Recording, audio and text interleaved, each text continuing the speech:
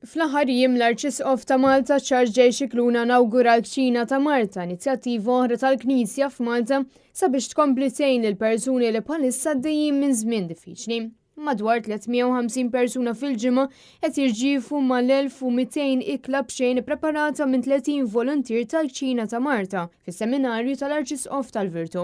20 persuna oħra jieħdu ħsieb it-tqassim tal-ikel fid-djar għal dawk li ma jistgħux joħorġu minn djarhom. Il-Kċina ta' Marti inizjattiva mmexxija minn Lub Djakonija Parroċċi bl-għajnuna ta' The Alfred Mizzi Foundation. Mill-bidu ta' din is-sena sa issa l-Kċina ta' Marta provdiet madwar 50,000 ikla. Grazzi għall benefatturi u l-ħidma tal-volontiera l-ispiża tal-ikel tonqos b'80%. Il-bqija tal-ispejjeż jitħallsu mid-donazzjonijiet fil-parroċċi u mill-ġenerożità tal-pubbliku. Donazzjoni ta' 30 euro tkun qed tgħin biex persuna jkollha xtiekol ikla kuljum għal xahar sieħ. Kull ikla kieku kellna nħallsu għaliha tiswa madwar 5-6 euro, su jivarja skont jekk hux platt ta' ġinjon kellha platt laħam.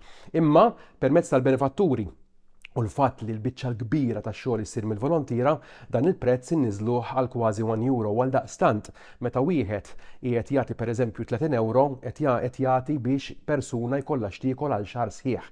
Għastejda llum 30 euro, imma propju l-ħidma tal-komunità flimkien propju twassal biex inkunu nistgħu naraw li ħadd u propju ħadd ma jkollu għalfejn ikun mingħajr bżonnijiet bażiċi bħal l-ikel. Waqt iż-żjara l-Arċisqof Charles J. Scicluna qal li din l-inizjattiva sinjal ta' tama minn bħalissa għaddej minn żmien diffiċli.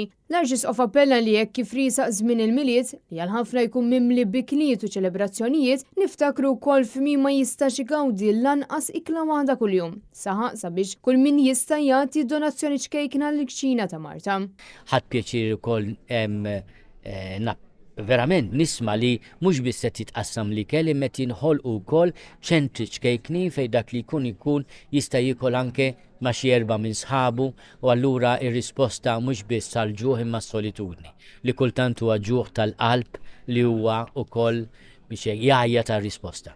Fisem The Alfred Mizzi Foundation, Julian Sammut qal il-Kċina ta' Marti s-suċċessur tal-ikliet li waqt il-pandemija kienu jitqasmu b'xejn minn Caritas Malta u Alf Mizzi Foundation. Qal li sabiex il-Kċina ta' Marta tkompli toffri ikel b'dinjità, il-fondazzjoni ta' Dvan Mamma rapposta sabiex l-ikliet jitqasmu fejn hemm bżonn. Sammut semma wkoll li The Alfred Mizzi Foundation tgħin b'aktar minn 100,000 ikla fis-sena fosthom lil Dar Papa Franġisku, il-Kċina ta' Marta u Soup Kitchens u food banks oħra f'Malta. Monsignor Charles Cordina, l-Vigarju Episkopali għad-Djakonija, qal li matul is-sena madwar 1300 familja jiġu mejjuna mill-parroċċi f'Malta permezz tal-ħidma ta' Djakonija.